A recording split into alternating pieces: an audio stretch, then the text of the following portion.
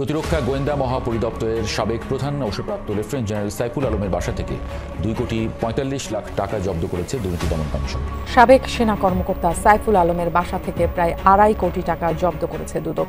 DGFI এর সাবেক প্রধান সাইফুল আলমের বাসা থেকে প্রায় 2.5 কোটি টাকা জব্দ করেছে দুর্নীতি দমন কমিশন। এখন ডিজিএফআই সাবেক ডিজি সাহেবের বাসা থেকে 2,45,00,000 টাকা পাওয়া গেছে। 2 বাক্স ভর্তি টিনের বাক্স, বড় বড় টিনের বাক্স ভর্তি টাকা পাওয়া গেছে। ওনার নাম সাইফুল আলম। ওনার ঘরের টাকা পাওয়া গেছে।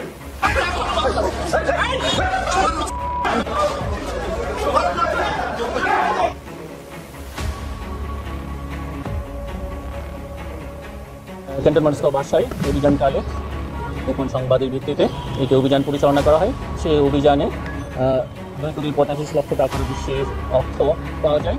ডিজিএফআই এর সাবেক মহাপরিচালক লেফটেন্যান্ট জেনারেল মোহাম্মদ সাইফুল আলমের বাসা থেকে 2,45,00,000 টাকা। আসসালামু আলাইকুম প্রিয় দর্শক বন্ধুরা, নতুন একটা ভিডিওতে আপনাদের জানাচ্ছি স্বাগতম। এইমাত্র পাওয়া তাজা এবং গরম খবর। আজকের এই ভিডিওটি কেমন হতে চলেছে, কতটা গুরুত্বপূর্ণ, ভিডিওর অংশ বেশি দেখে কিন্তু বুঝেই গেছেন কেমন হবে আজকের এই ভিডিওটি। আশা রাখবো সম্পূর্ণ ভিডিওটি দেখে যাবেন, একটু স্কিপ করবেন না। আমি আর বেশি কথা না বাড়িয়ে সরাসরি আপনাদের বিস্তারিত ভিডিওতে নিয়ে যাবো। তার আগে আপনাদের কাছে ছোট্ট একটা রিকোয়েস্ট থাকবে, যারা এরকম ভিডিও দেখতে পছন্দ করেন দ্রুত এই চ্যানেল সাবস্ক্রাইব করে পাশে থাকা বেল আইকনটি বাজিয়ে রাখবেন। প্রিয় দর্শক বন্ধুরা, চলুন তাহলে এই ভিডিওতে লাইক করে দিয়ে আমরা বিস্তারিত ভিডিওগুলো আমাদের স্ক্রিন থেকে তারা বাইক বাবিকের পর এক দেখে আসি। আজকে আমরা কিছুক্ষণ আগে দেখেছি দুদকের ভিতর থেকে দুটো ট্রাঙ্ক বেরোচ্ছে। একটা গাড়িতে দুদকের একজন কর্মকর্তা যাচ্ছেন, সাথে অনেক পুলিশ। ট্রাঙ্কে কি ছিল, গাড়ি কোথায় যাচ্ছিল এবং ট্রাঙ্কটা কোথা থেকে এসেছে? কঠিন প্রশ্ন। আমাদের একটি অভিযোগ অনুসন্ধানাধীন ছিল। আপনারা জানেন লেফটেন্যান্ট জেনারেল জনাব সাইফুল আলম বিরুদ্ধে একটি অভিযোগ অনুসন্ধানাধীন ছিল। সেই অভিযোগ অনুসন্ধানকালে তার ক্যান্টনমেন্ট বাসায় অভিযানকালে গোপন সংবাদের ভিত্তিতে একটি অভিযান পরিচালনা করা হয়।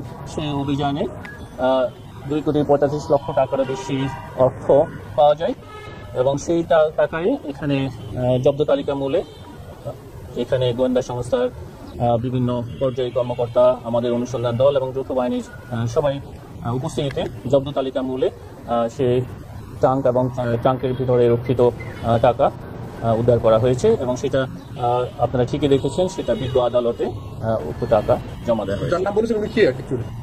ইনি লেফটেন্যান্ট জেনারেল সাইফুল আলম, সাবেক ডিজিএফআই প্রধান। আটক করানো মামলা এই সংক্রান্ত তথ্য আমার কাছে নাই।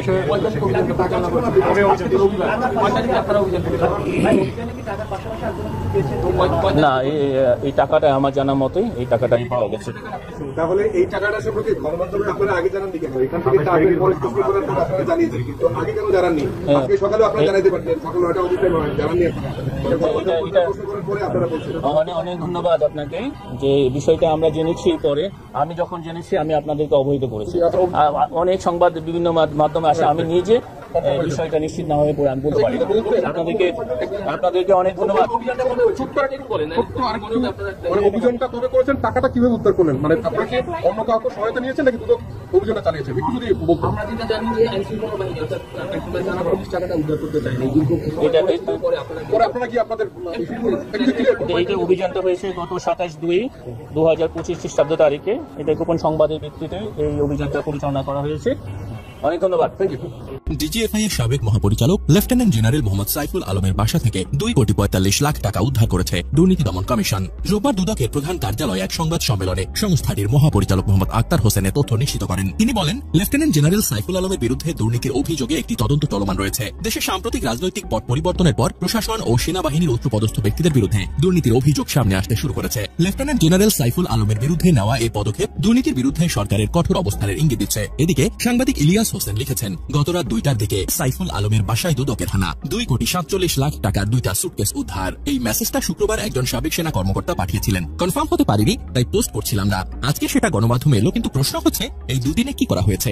সেনাবাহিনী আশা করি কোনো চোরকেই রক্ষার চেষ্টা করবে না। দুদক জানায়, গোপন সংবাদের ভিত্তিতে গত 27 ফেব্রুয়ারি রাজধানীর ক্যান্টনমেন্ট এলাকায় অবস্থিত সাইফুল আলমের সরকারি বাসভবনে অভিযান চালানো হয়। এ সময় বাসা তল্লাশি করে 2,45,00,000 টাকা উদ্ধার করা হয়। উদ্ধারকৃত অর্থের বিষয়ে দুদকের মহাপরিচালক বলেন, টাকা কোথা থেকে এসেছে, কিভাবে এসেছে, কারা এই অর্থের সঙ্গে জড়িত এসব বিষয়ে তদন্ত চলছে। উদ্ধার করা অর্থ গোয়েন্দা সংস্থা ও যৌথ বাহিনীর উপস্থিতিতে জব্দ করা হয় এবং পরবর্তীতে প্রক্রিয়ার জন্য এটি যথাযথ কর্তৃপক্ষের কাছে হস্তান্তর করা হয়। অভিযানের পর তদন্তের ভিত্তিতে রোববার সকালে লেফটেন্যান্ট জেনারেল সাইফুল আলমকে আদালতে হাজির করা হয়। তার বিরুদ্ধে আরও কি অভিযোগ রয়েছে তা যাচাই করে আইনানুগ ব্যবস্থা নেওয়া হবে বলে জানিয়েছেন দুদক কর্মকর্তারা। দুর্নীতির অভিযোগের পাশাপাশি লেফটেন্যান্ট জেনারেল সাইফুল আলম সাম্প্রতিক সময় বেশ কয়েকটি প্রশাসনিক সিদ্ধান্তের মুখোমুখি হয়েছেন। গত বছরের 10 সেপ্টেম্বর প্রতিরক্ষা মন্ত্রণালয়ের এক প্রজ্ঞাপনের মাধ্যমে তাকে বাধ্যতামূলক অবসরে পাঠানো হয়। দেশে ছাত্র জনতার অভ্যুত্থানের পর তাকে পররাষ্ট্র মন্ত্রণালয়ে ন্যস্ত করা হয়েছিল।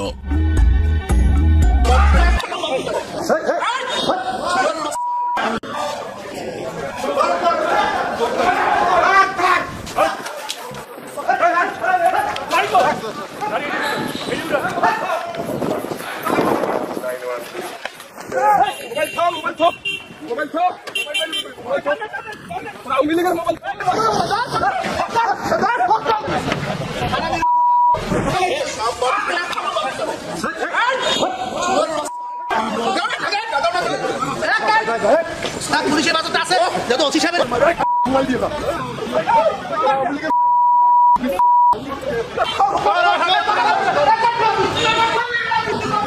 আপনারা অবগত আছেন, আজকে আমরা 5 জনকে অ্যারেস্ট করেছি। তার ভিতরে একজনের নামে ওয়ারেন্ট আছে এবং বাকি যে 4 জন আছে, আমাদের পিরোজপুরে 2টি নাশকতার মামলা আছে। সেই নাশকতার মামলায় তাদের সংশ্লিষ্টতা আছে বলে আমরা প্রাথমিক তদন্তে জেনেছি। সেই হিসাবে তাদেরকে আমরা অ্যারেস্ট করেছি এবং আমরা বিজ্ঞ আদালতে তাদেরকে প্রেরণ করব। এটা আমরা তদন্তের সাথে এখন বলছি না, আমরা জিজ্ঞাসাবাদ করবো, যদি পারি আমাদের তথ্য আমরা পেয়ে যাই তবে তাহলে আজকেই আমরা দিয়ে দেবো। তাহলে আমরা তো জানেন যে জিজ্ঞাসাবাদের জন্য 24 ঘন্টা সময়। কয়েকদিন আগেই সেনাপ্রধান ওয়াকার সাহেব মিলিটারি নিয়ে কিছু কথা বলছে, মানে আর্মির একটা ক্লিন ইমেজ আমাদের সামনে দিতে চাইছেন উনি, আমরা সেটা মেনে নিছি। কিন্তু এখন একটা নিউজ সামনে চলে আসছে, ডিজিএফআই আর্মির মধ্যেই তো এটা, তাই না? ডিজিএফআই কে চালাইতো? আসলে ডিজিএফআই চালাইতো আমাদের শেখ হাসিনা, উনার হাতেই ছিল এটা, উনার নির্দেশেই চলতো। এই ডিজিএফআই দিয়ে কিন্তু সবকিছু কন্ট্রোল করা হইতো। এই যে কোন সংবাদের কি হেডলাইন হবে, কোন সংবাদ কখন যাবে, এমনকি এই যে টক শো দেখতেন না, এই টক শোতে কে কে যাইতে পারবে, কে কে যাইতে পারবে না, এমনকি ব্যাংকের টাকা, এই যে এস আলম সাহেব যে টাকা নিয়ে গেছেন না, ওই যে টাকা ইসলামিক ব্যাংকে, সেখানেও তাদের হাত আছে। এর মধ্যে আমরা গত 7 মাসে এরকম অনেক নিউজ, অনেক ভিডিও দেখছি, তাই না? ওই ব্যাংকের টাকাও কন্ট্রোল করছে। এমনকি এই যে বিচারপতি সিনহা সাহেবের নামেও শুনছিলাম যে ওনাকেও ফোর্স করে বিদেশে পাঠিয়ে দেওয়া হয়েছে। সবকিছুর পিছনেই ডিজিএফআই নাম শুনতাম আমরা, কিন্তু গত 7 মাসে আমরা চুপচাপ অপেক্ষা করতেছিলাম আসলে কি ওনারা খুব ক্লিন কিনা, কিন্তু ক্লিন না। এখন ডিজিএফআই ডিজি সাহেবের, সাবেক ডিজি সাহেবের বাসা থেকে 2,45,00,000 টাকা পাওয়া গেছে। 2 বাক্স ভর্তি, টিনের বাক্স, বড় বড় টিনের বাক্স ভর্তি টাকা পাওয়া গেছে। ওনার নাম সাইফুল আলম। ওনার ঘরে টাকা পাওয়া গেছে কত তারিখে? 27 তারিখে। হ্যাঁ, 27 তারিখে টাকা পাওয়া গেছে। কোন মাসের? ফেব্রুয়ারি মাসের 27 তারিখে। তাহলে এই কয়দিন এই নিউজটা চাপা পড়ে ছিল কেন? হ্যাঁ, গোপন ছিল তো। কেন গোপন ছিল? 3-4 দিন হয়ে গেল, আজকে কেন জানলাম? আমাদের দেশের পত্রিকাগুলা কি এখন স্বাধীন না? আগে তো ডিজিএফআই চালাইতো পত্রিকা, কন্ট্রোল করতে, এগুলো আমরা শুনে আসতেছিলাম। তাহলে এখন কে কন্ট্রোল করতেছে? এই নিউজটা বের হইতে 3-4 দিন লাগলো কেন? আজকে তো 2 তারিখ, তাই না? 27, 28, 1, 2, 4 দিন, আজকে 4 দিন এসে না, 3 দিন গেল। 3 দিন পর আমরা নিউজটা শুনলাম। তাহলে এখন কে কন্ট্রোল করতেছে? কেউ কি কন্ট্রোল করতেছে? এগুলো প্রকাশ করা উচিত। হ্যাঁ, আমি মনে করি এগুলো প্রকাশ হওয়া উচিত। সাংবাদিক ভাইরাই পারেন একমাত্র এই দেশটাকে সঠিক পথে নিয়ে যাইতে। আপনাদের হাতেই দায়িত্ব। আপনারা যদি সঠিক কথা লেখেন, সত্যি কথা লেখেন, আর এর জন্য যদি আপনারা জীবন হুমকির মুখে পড়ে, আমরা জনগণ তো আছি আপনাদের সাথে, আমরা লড়বো ভাই, আমরা লড়বো, আপনাদের জন্য কথা বলবো। কিন্তু আপনারা সত্যি কথাটা লেখেন, এইটা অন্তত বলেন। কে কন্ট্রোল করতেছে আপনাদেরকে এখন? কেউ কি কন্ট্রোল করতেছে? কন্ট্রোল করতেছে না। তাহলে কেন লেখেন না? কেন 2-3 দিন সময় লাগে? নাকি ডিজিএফআই এর ভয় পান? আসলে হয়েছে কি জানেন, ডিজিএফআই এর নামটা শুনতে ভয় ভয় লাগে। এই যে আমি এখন কথা বলতেছি না, ভয়ের মধ্যে দিয়ে কথা বলতেছি। এই নামটা একটা আতঙ্ক হয়ে গেছিল কেন জানি গত 15-16 বছর, যার জন্য ওই ভয় এখনো কাটতেছে না। কিন্তু উনি কি অ্যারেস্ট হয়েছেন? সাইফুল আলম ওনার অ্যারেস্টের ব্যাপারে কোনো কিছুই জানা যায়নি। প্রেসের সামনে যিনি আসছিলেন উনি এত তাড়াহুড়া করে কথাটা বইলা বিদায় নিছে, বুঝছেন, উনি সময় দিতে চায় নাই। যদি কোনো প্রশ্ন আসে, কেউ যদি প্রশ্ন করে কেন এত সময় লাগলো বা উনি অ্যারেস্ট হয়েছেন কিনা, কোনো সুযোগ না দিয়া উনি তাড়াহুড়া করে চলে গেলেন। কেমন জানি একটা সন্দেহ সন্দেহ ভাব মনে হইতেছে, কি যেন লুকাইতে চাইতেছে ভাই। হ্যাঁ, মনে হচ্ছে না কি যেন লুকাইতে চাইতেছে। কেন লুকাবেন? সত্যটা সামনে আনেন। 53 বছর না 54 বছর হয়ে গেছে আমরা স্বাধীন হয়েছি। 54টা বছর হয়ে গেছে, দেশ অনেক উন্নতি হয়েছে। আর দেশের উন্নতি চাই না, এখন মানুষের মানসিক উন্নতি চাই, আমাদের মন মানসিকতার উন্নতি চাই। আমরা কারো গোলাম না তো, আমরা কারো গোলাম না। আমাদের যা কিছু আছে এটা নিয়ে আমরা চলতে পারবো তো, প্রমাণ হয়ে গেছে তো। এই রোজাতে দেখেন আমরা পেঁয়াজ খাইছি না 400 টাকা, 450 টাকা রোজার সময়। এখন পেঁয়াজ কত? 40 টাকা। আলু কত? 20 টাকা। প্রত্যেকটা জিনিসের দাম কম, হয়তো দুই একটা জিনিস দাম কমে নাই, কিন্তু কন্ট্রোল তো করতে পারছে। এই রোজা আসলে কি অবস্থা দাঁড়াইতো বাজারের আপনারা দেখছেন না ভাই? এখন কি সেই অবস্থাটা আছে? না।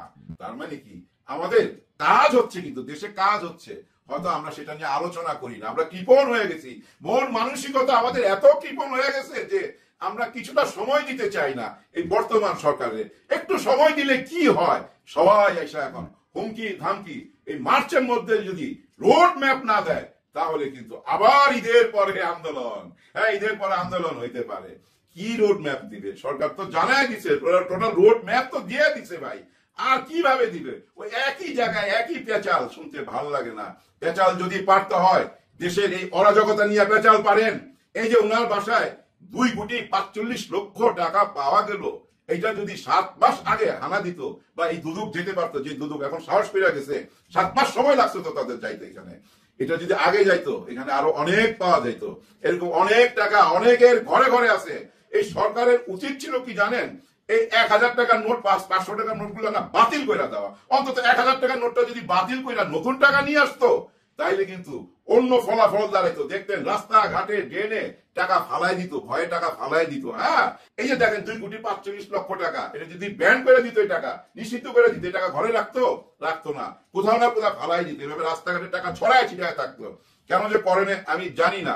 অনেক কিছুই করে নাই, অনেক কিছুই করে নাই, করার সুযোগও পাচ্ছে না। কিভাবে পাবে বলেন? এত চাপের মুখে গত 7 মাসে না হলে সরকারকে সরাইবার জন্য 50টা ষড়যন্ত্র হয়ে গেছে ভিতরে, বড় ধরনের ষড়যন্ত্র। কি করবে বলেন? কিছুই করার নাই, মেনে নিতে হবে। বলেছি মোগলের হাতে খানা খেতে হবে একসাথে। আমাদের রাজনীতিবিদদের হাতে আমরা বন্দী, তারা মোগল, আমরা প্রজা, তাদের হাতে আমরা বন্দী। তারা যা বলবে তাই শুনতে হবে। দেশের আসল জনগণ যারা, তাদের কথা কেউ শুনতেছে না, তাদের কথা। সবাই যার যার দলের কথা চিন্তা করতেছে, দেশের কথা কেউ চিন্তা করতেছে না। কিন্তু সময় সামনে কিন্তু খারাপ। হ্যাঁ, খারাপের লক্ষণ, এটা মাথায় রাখেন। সামনে খারাপ সময় আসতে যাচ্ছে, কারণ এখনো কিন্তু সবকিছু ক্লিয়ার না। সব রাগ ঢাক চলতেছে, গোপনীয়তা চলতেছে, সবাই সবাইকে বাঁচাইবার চেষ্টা করতেছে। এর মধ্যে কি হবে জানেন? সবাই বেঁচে যাবে, ফেসে গেলাম আমরা, আম পাবলিক, আম জনগণ ফাইসা গেলাম, আমরা আর শান্তি পাইলাম না। সবাই জন্য সবাই দোয়া করবেন। বিবিসি বাংলার সাথে যে ইন্টারভিউটা দিয়েছেন আমাদের প্রধান উপদেষ্টা ডক্টর ইউনূস, সেটা এযাবৎকালে তার দেয়া সব ইন্টারভিউর চাইতে আলাদা, ভীষণ আলাদা। এবং তার একটা বড় পরিবর্তন লক্ষ্য করেছি অন্তত আমি ধারণা করি আপনারা যারা মন দিয়ে ভিডিওটা দেখেছেন, শুধু শুনেননি, দেখেছেন, তাদের ওই ব্যাপারটা সম্ভবত চোখে এড়ায়নি। আমার কাছে মনে হয়েছে প্রধান উপদেষ্টা বেশ অসহিষ্ণু হয়ে উঠেছেন। শুধু তাই না, তার মধ্যে খুব টিপিক্যাল কতগুলো রাজনীতিবিদের চরিত্র কিছুটা হলেও দেখা গেছে। অবশ্যই আমাদের দেশের টিপিক্যাল রাজনীতিবিদদের ওই যতটা আছে সেই এক্সটেন্ট বা ইন্টেন্সিটিতে না, কিন্তু কিছু কিছু লক্ষণ আমার চোখে পড়েছে। এবং আরেকটা ব্যাপার জরুরি, দুজন ব্যক্তির প্রতি তাকে বিরক্ত মনে হলো। একজন হচ্ছে জনাব তারেক রহমান এবং আরেকজন হচ্ছে আমাদের সেনাপ্রধান জেনারেল ওয়াকারুজ্জামান। এই সব কিছু নিয়ে কথা বলতে চাই এবং তার এই ইন্টারভিউতে আরও কিছু ইস্যু নিয়ে কথা বলেছেন, সেগুলোও বলতে চাই। প্রথম যেগুলো আমার কাছে একটু লেস ইম্পর্ট্যান্ট সেগুলো একটু নিয়ে কথা বলি। তিনি খুব মানে তার সরকার বিদেশিদের আস্থা অর্জন করেছে বেশ লম্বা সময় ধরে। অনেকগুলো বাক্য দিয়ে তিনি এই জিনিসটা অ্যাস্টাবলিশ করতে চেয়েছেন। খুবই ইন্টারেস্টিং। তারপর দেশের আস্থার কথা, দেশের মানুষের তার প্রতি আস্থার কথা বা তার সরকারের প্রতি আস্থার কথা ইন্টারভিউয়ার আনেন, কিন্তু বিদেশিরা কতটা তাকে এন্ডোর্স করছে, কতটা আস্থা রাখছে, কতটা সাহায্য করছে, তিনি সেটাকে খুব জোর গলায় বলেছেন, খুবই জোর গলায় বলেছেন। তারপরে সরকারের নিরপেক্ষতা নিয়ে প্রশ্ন এসছে, সেটা নিয়ে আমার কাছে মনে হলো যে তিনি প্রত্যেকটা জবাব, আপনারা খুব মন দিয়ে দেখবেন ভিডিওটা, তিনি খুব সহিষ্ণুভাবে জবাব দিয়েছেন তা না, কারণ সরকারের যে নতুন দল তৈরি হচ্ছে তার পেছনে সরকার আছে কি না এই প্রশ্ন যখন উঠেছে, এটা ইনফ্যাক্ট জনাব তারেক রহমানের একটা কথা রেফারেন্সে আসছে, আমি যেহেতু বলছি যে বেশি গুরুত্বপূর্ণ জায়গাগুলো আমি পরে কথা বলছি, সেই কারণে এটা পরে বলবো, কিন্তু সরকারের যে নিরপেক্ষতা আছে সেটা তিনি মানে নিরপেক্ষতা প্রশ্নের মুখে পড়ছে, বিশেষ করে রাজনৈতিক দলের সাথে সরকারের কোনো সম্পর্ক আছে কি না সেটা তিনি খুব শক্তভাবে ডিনাউন্স করেছেন। যেটা আমাদের আসলে স্মরণ রাখা দরকার যে জনাব নাহিদ ইসলাম যখন তার পদ ছেড়ে দলে গেছেন তিনি সেটাকে উল্লেখ করেছেন যে কেউ প্রাইভেট সিটিজেন হয়ে দল করতেই পারে, কিন্তু আসলে ব্যাপারগুলো এত সরল না। জনাব নাহিদ ইসলাম একদিন সকালে ঘুম থেকে উঠে ওনার মনে হয়নি যে আমি এই ছাত্রদের দলে যোগ দিতে যাচ্ছি এবং সো আমার রিজাইন করতে হবে। একটা মানুষ মাসের পর মাস একটা সরকারে ছিলেন যার ভেতরে আসলে একটা রাজনৈতিক দল ছিল, এটা খুবই আপত্তিকর বলে আমি মনে করি। একই কথা প্রযোজ্য বাকি যে দুজন রয়ে গেছে, এই দুজনও তারা বলছেন যে তারা দলে যোগ দেওয়ার আগে রিজাইন করে যাবেন, কিন্তু তাদের এর থেকে যাওয়াটা মোটেও সুন্দর না। আমি একটা এক্সাম্পল এরকমভাবে দিচ্ছি, এখানে একটু বলি, একটা টক শোতে বলছিলাম, আমরা ধরে নিলাম উপদেষ্টা পরিষদের 3 জন উপদেষ্টা বলছেন যে আমরা বিএনপিতে জয়েন করতে পারি, আমাদের সাথে কথাবার্তা হচ্ছে, আমরা নির্বাচন করতে পারি, তবে আমরা যদি বিএনপিতে জয়েন করার সিদ্ধান্ত নিই তখন আমরা রিজাইন করে জয়েন করব। অথবা দুজন বলছেন আমরা জামায়াতে ইসলামী দলটাতে যোগ দিতে চাই এবং আমরা নির্বাচনও করতে চাই, করব কিনা ভাবছি, যদি করি সরকারে থেকে করব না, আমি রিজাইন করে করব। এটাকে আমরা অ্যাকসেপ্ট করি? করব? কোনোভাবেই করব না। যদি সেটা না করে থাকি তাহলে ছাত্ররা দলে যাবে এটা মাথায় রেখে বসে থাকবে কেন? এতে সরকারের নিরপেক্ষতা প্রশ্নের মুখে পড়ে না? নট অনলি দ্যাট, ফিনান্সিয়াল টাইমসকে যে ইন্টারভিউ প্রধান উপদেষ্টা দিয়েছিলেন সেখানে আসলে তাদের প্রতি বায়াস প্রকাশিত হয়েছে, তাদের প্রতি শুভকামনা না, তাদের প্রতি আমাদের সবার শুভকামনা আছে, কিন্তু সরকার প্রধান হিসেবে তাদের প্রতি তিনি বায়াসড এটা মনে হয়েছে। এবার আসি আসলে মূল জায়গাগুলোতে, যেটা বলছিলাম যে এক ধরনের টিপিক্যাল রাজনীতিবিদের মতো আচরণ তার মধ্যে দেখছি। তাকে যখন মব বিভিন্ন জায়গায় বিভিন্ন কিছু করছে, তারপরে 32 নম্বর ভাঙার পর আর দীর্ঘ সময় ধরে ভাঙচুর চলেছে, গণপিটুনি, এসব জায়গায় তিনি ডজ করছেন। বিশেষ করে ভাঙচুরের ব্যাপারে কোনো স্পেসিফিক জবাব তিনি দেননি, পুলিশের ইনঅ্যাকশনের কথা বলেছেন, আর মানুষ মামলা করতে পারে টারে এসব বলছেন। এগুলো কিন্তু আসলে এক ধরনের মানে পাশ কাটিয়ে যাওয়া, যে জবাবটা তার দেওয়া দরকার ছিল। কিন্তু যে জায়গাটা নিয়ে সবচেয়ে বেশি আলোচনা হচ্ছে সেটা হলো অপরাধ নিয়ে। আমরা দেখলাম প্রথম যখন দেশে বিভিন্ন ক্ষেত্রে আইনশৃঙ্খলা রক্ষার পরিস্থিতি খারাপ হচ্ছে, তখন যখন বলা হয় উনি মানে প্রধান উপদেষ্টা বেশ অসহিষ্ণু হয়ে ওঠেন, বিরক্ত হয়ে ওঠেন, তার বডি ল্যাঙ্গুয়েজ, তার ফেশিয়াল এক্সপ্রেশনস, তার ভয়েসের ইনফ্লেকশন সব কিছু মিলে তিনি যখন অপরাধের পরিস্থিতির অবনতি হয়েছে যখন বলা হয়, তখন তিনি বলেন কোন রেফারেন্স পয়েন্ট থেকে এটা হয়েছে এটা আপনাকে বলতে হবে। তো তিনি স্পষ্টভাবে বলছেন আমি তো হিসাব নিচ্ছি, কোনো অপরাধের পরিমাণ মোটেই বাড়েনি। এবং খুব সারপ্রাইজিং হচ্ছে, যেগুলো আমরা আসলে টিপিক্যাল ডক্টর ইউনূসকে যেভাবে দেখেছি এতদিন ধরে, তিনি সেই রকম আর নন। তিনি রীতিমতো এই পর্যায়ে এসে যিনি ইন্টারভিউয়ার বিবিসি বাংলার, তাকে কথাই বলতে দিচ্ছিলেন না। তিনি পরিসংখ্যান দেখাতে চাইছিলেন, শেষ পর্যন্ত উনি পরিসংখ্যান দেখাতে পারেন। উনি বললেন যে আমরা একটা বিষয়ে যদি পয়েন্টে কথা বলি, তখন সেটাতেও প্রধান উপদেষ্টা বাধা দেন। তিনি বলেন একটা পয়েন্ট নিয়ে হবে না, সব কিছু নিয়ে কথা বলতে হবে। তারপরও তিনি একটা পয়েন্টের কথা যখন বলেন, সেটা হচ্ছে ডাকাতি গত 6 মাসে পুলিশের হিসাব মতেই 50% বেড়েছে। এই পরিসংখ্যানের পর প্রধান উপদেষ্টা কিছুটা দমেন এবং দমে গিয়ে, যেটা হয় টিপিক্যালি, এটা হতেই পারতো, আমাদের পুলিশ আসলে যথেষ্ট এফেক্টিভ হয়নি এবং পরিস্থিতি খারাপের দিকে যাচ্ছে। পুলিশ তো দিনে দিনে আরও তার পরিস্থিতি বা গ্রিপ, আইন শৃঙ্খলার পরিস্থিতির উপরে গ্রিপটা রিগেইন করার কথা, সেটা না হয়ে বরং আরও খারাপের দিকে যাচ্ছে। এটা 7 মাস পরে আসলে বলা কঠিন, কিন্তু ঠিক আছে, এটা বলাই যেত। কিন্তু যেভাবে তিনি এটাকে অস্বীকার করছিলেন, এক ধরনের ডিনায়াল, মানে খুব টিপিক্যাল পলিটিশিয়ানস বাংলাদেশে যারা প্রধানমন্ত্রী হয়েছেন তাদের মধ্যে এই ধরনের ডিনায়াল দেখেছি, যেটা আমরা তার স্ট্যান্ডার্ডের সাথে একেবারেই যায় না। আমরা এতদিন পর্যন্ত দেখেছি যে কোনো সমস্যা তিনি স্বীকার করছেন, অ্যাকসেপ্ট করছেন, নিজের ব্যর্থতা নিজেও যথেষ্ট পেরে উঠছেন না, এই ধরনের কথা বলেছেন। এটা একটা সরকার প্রধানের জায়গা থেকে শুনতে হয়তো আমাদের অনাস্থা তৈরি হয়, কিন্তু এটা তার সততার একটা চমৎকার জায়গা, সেটাও মানুষের সমর্থন অর্জন করেছিল। কিন্তু প্রশ্ন হচ্ছে, এখন ডিনায়ালের মাধ্যমে এই ইনএফিশিয়েন্সি বা ইনকেপেবিলিটি, এটা কি আসলে ঢাকা যাবে? ঢাকা যাবে না। কোনো সরকারি যখন এগুলো ডিনায়ালের মধ্যে যায়, লাভ হয় না। মানুষের মধ্যে যে পারসেপশন আছে, সেই পারসেপশনের জন্য আসলে কাজ করতে হবে, বা অ্যাটলিস্ট সেটা পুরো দূর না করা গেলেও সরকার সিনসিয়ারলি চেষ্টা করছে এই ধরনের একটা মেসেজ আসলে দিতে হবে। এরপর জনাব তারেক রহমান মানে সরকারের নিরপেক্ষতা নিয়ে যখন প্রশ্ন আসছে, তখন উপস্থাপক বলছেন যে জনমনে নিরপেক্ষতা নিয়ে প্রশ্ন আসছে, তখন প্রধান উপদেষ্টা বলেছেন তার সেটা মনে হয় না। তারপর উপস্থাপক জনাব তারেক রহমানকে রেফার করে বলছেন যে জনমনে এই সরকারের নিরপেক্ষতা নিয়ে প্রশ্ন তৈরি হয়েছে বলে জনাব তারেক রহমান বলেছেন। তখন প্রধান উপদেষ্টা অত্যন্ত বিরক্ত হয়েছেন বলে তার অ্যাটিটিউডে আমার মনে হয়েছে। তিনি বলছেন জনমনে, ওনার মনে সন্দেহ হয়েছে কিনা সেটা হলো কথা। তারপর তিনি তার সাথে এসে কি করে না করে বলছেন, এই যে বাক্যটা তিনি বলছেন ইট ওয়াজ ভেরি স্ট্রং এবং আমি মনে করি ওনার বিরক্তি প্রকাশ করে। আমি আসবো এই জায়গায়। দ্বিতীয় কথাটা হচ্ছে সেনাপ্রধান প্রসঙ্গে। আমরা জানি কিছুদিন আগে সেনাপ্রধানের একটা ইন্টারভিউ নিয়ে প্রচুর কথাবার্তা হয়েছে এবং সেই ইন্টারভিউতে তিনি ডক্টর ইউনূসকে রেফার করেছেন, রেফার করে নির্বাচনের কথা বলেছেন। যদি আমি অবাক হলাম যে বিবিসি বাংলার উপস্থাপককে ডক্টর ইউনূসকে রেফার করে নির্বাচনের কথাটা না তুলে রাদার তার অন্যান্য বক্তব্য নিয়ে তার মতামত জানতে চান এবং দেখলাম যে সেটা নিয়েও তিনি বিরক্ত হচ্ছেন। তাকে যখন জিজ্ঞেস করা হয়েছিল তখন উনি বলেন ওনার বক্তব্য উনি বলবেন।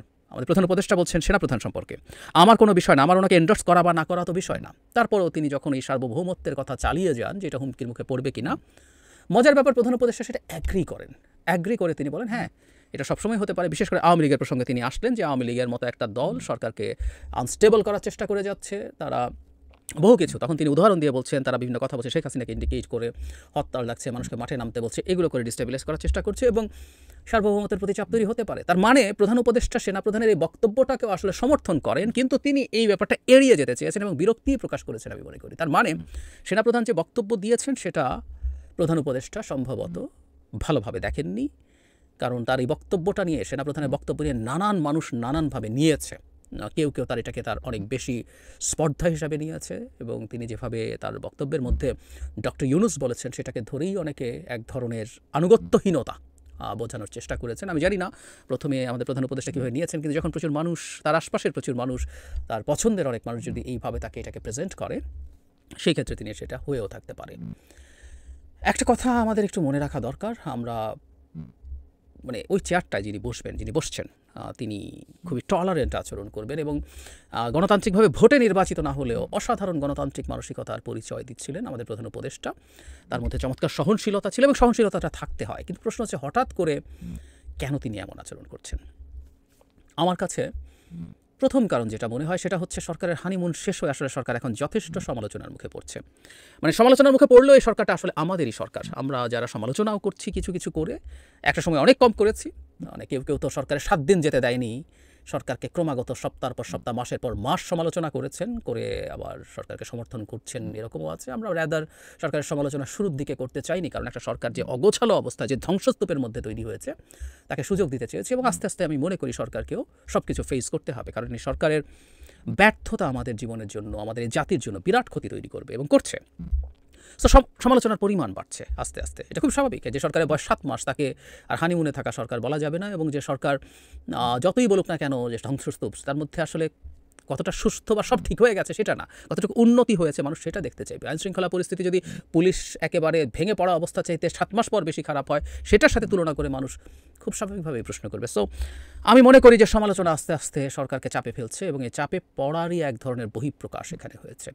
অ্যাট দ্য সেম টাইম আমি মনে করি, যেটা আমি জানি না, সরকারের মধ্যে একটা অংশ আমি ধারণা করি নির্বাচনটাকে, যে জায়গায় নির্বাচনটা দেখা যাচ্ছে, এটা প্রধান উপদেষ্টার বক্তব্য থেকেই, এমনকি সেনাপ্রধানও সেই জায়গাটাকে এন্ডোর্স করেন by this year, December this year. এটা নিয়ে অসন্তোষ যদি থেকে থাকে, কেউ কেউ যাবতীয় সব কর্মকাণ্ডকে, নির্বাচন চাওয়ার কর্মকাণ্ডকে, সরকারের নিরপেক্ষতা নিয়ে যে আলোচনা আছে সেই সবগুলোকে তার কাছে মিসইন্টারপ্রিট করা হয়েছে, বা তিনি মানে এটা কেউ বলবেনই যে তিনি অত্যন্ত জ্ঞানী, বিচক্ষণ, বুদ্ধিমান মানুষ, তিনি মিসইন্টারপ্রিটেশন যদি কেউ তার সামনে করেও তিনি সেটা গ্রহণ করবেন কেন? তার মানে তার মধ্যে এই ধরনের একটা পরিস্থিতি তৈরি হয়ে থাকতে পারে। এটাও খুবই অ্যালার্মিং আমি মনে করি। তার চাইতে জরুরি কথা, একটা গণতান্ত্রিক ব্যবস্থায় নানান মানুষ নানানভাবে কথা বলবে, এবং সবচেয়ে ভালো হয় যেটা উনি এতদিন দেখিয়েছেন, তিনি চমৎকার টলারেন্ট আচরণ করেছেন। তিনি সেটা যদি ধরে রাখতে পারেন, সেটা তার ধরে রাখা উচিতই হবে। একটা রাজনৈতিক দলের প্রধান, আমি তাত্ত্বিকভাবে বলছি, আমি জনাব তারেক রহমান যে নিরপেক্ষতা প্রশ্নবিদ্ধ হয়েছে বলছেন, আমি এটা খুব স্ট্রংলি এন্ডোর্স করি। সরকার আসলেই তার নিজের নিরপেক্ষতাকে প্রশ্নবিদ্ধ করছে তার খুব ভুল এবং বোকা স্টেপের কারণে, অথবা আই ডোন্ট নো তার কোনো ভেস্টেড ইন্টারেস্ট আছে কিনা সেটার কারণে, কিন্তু এটা প্রশ্নবিদ্ধ হয়েছে বলে আমি মনে করি, আমার কাছেও তাই। কিন্তু এটা যদি ভুলও হয়ে থাকে, সেটাকে এভাবে রেসপন্ড না করা, এই টোনে রেসপন্ড না করা সবচেয়ে ভালো। একটা গণতান্ত্রিক ব্যবস্থায় প্রত্যেকটা দল তার নানান রকম ইন্টারেস্ট থাকে, সে কীভাবে নির্বাচনটাকে দেখতে চায়, কখন নির্বাচন দেখতে চায়, কোন নির্বাচনটা আগে চায়, কোনটা পরে চায়, তার ইন্টারেস্ট আছে। নানানজন নানানভাবে সেটা বলবে, সেটা সরকারের সাথে চিন্তাগত ডিফারেন্স তৈরি হতেই পারে। সেই জায়গায় এ ধরনের আচরণ মানে আমার কাছে সঠিক মনে হয়। বারবার আবার একটা কথাও বলি সবসময়, ছাত্রদের দল সম্পর্কে বলছিলাম, মানুষ আসলে অন্যজনের সাথে তুলনা করবে না। আমাদের ডক্টর ইউনূসকে কেউ নিশ্চয়ই শেখ হাসিনার সাথে তুলনা করবে না। ডক্টর ইউনূসকে তুলনা করবে যে স্ট্যান্ডার্ড তিনি নিজের জন্য তৈরি করেছিলেন, সেটা সাথে তুলনা করবে। এখন আমি জানি না তার কোনো সকল শুভানুধ্যায়ী তাকে এই বুদ্ধি দিয়েছে কি না। বিশেষ করে ডক্টর মিস্টার নুরুল কবিরের সাথে তিনি যে ইন্টারভিউ দিয়েছেন তাতে তিনি অনেক রকম ভুলভ্রান্তি স্বীকার করেছেন, অনেক রকম দুর্বলতার কথা স্বীকার করেছেন। কেউ কেউ তাকে এই বুদ্ধি দিয়েছে কিনা যে সব দুর্বলতা স্বীকার করে আদতে সরকারকে তিনি বিপদে ফেলছেন, তাই তাকে ডিনায়ালে যেতে হবে, শক্ত কথা বলতে হবে। এই বুদ্ধি তাকে কেউ দিয়েছে কিনা জানি না, বা তার নিজের এই ধরনের রিয়েলাইজেশন হয়েছে কিনা তাও জানি না। যেটাই হোক না কেন এটা ভুল সিদ্ধান্ত, ভুল চিন্তা। ব্যর্থতা বা দুর্বলতার চিকিৎসা বা ঔষধ হচ্ছে সেটা কার্যকরভাবে ঠিক করে আনা। ডিনায়াল বা অসহিষ্ণুতা দেখিয়ে সেটা আসলে ধামাচাপা দেওয়া যায় না, বরং একটা বাজে ব্র্যান্ডিং তৈরি হতে পারে। আমরা কোনোভাবেই চাই না সারা পৃথিবীর কাছে অত্যন্ত রেসপেক্টেড এই মানুষটা এই আর অল্প কিছুদিন তার দায়িত্ব আছে, এই সময় এসে নিজকে আর কোনোভাবে বিতর্কিত করুক।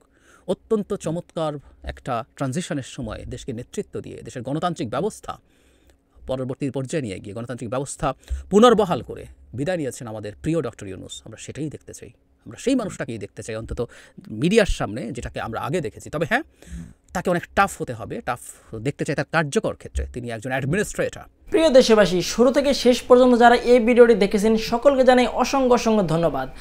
যারা এরকম নিউজ ভিডিওতে পেতে পছন্দ করেন তারা অবশ্যই এই চ্যানেলটি সাবস্ক্রাইব করে পাশে থাকা বেল আইকনটি বাজিয়ে দিবেন। যারা এখনও এই ভিডিওটি শেয়ার করেননি, এই ভিডিওটি দ্রুত শেয়ার করে সকলকে দেখার সুযোগ করে দিন। আজকের মতন এই পর্যন্ত, দেখা হচ্ছে পরবর্তী কোনো ভিডিও নিয়ে ইনশাল্লাহ।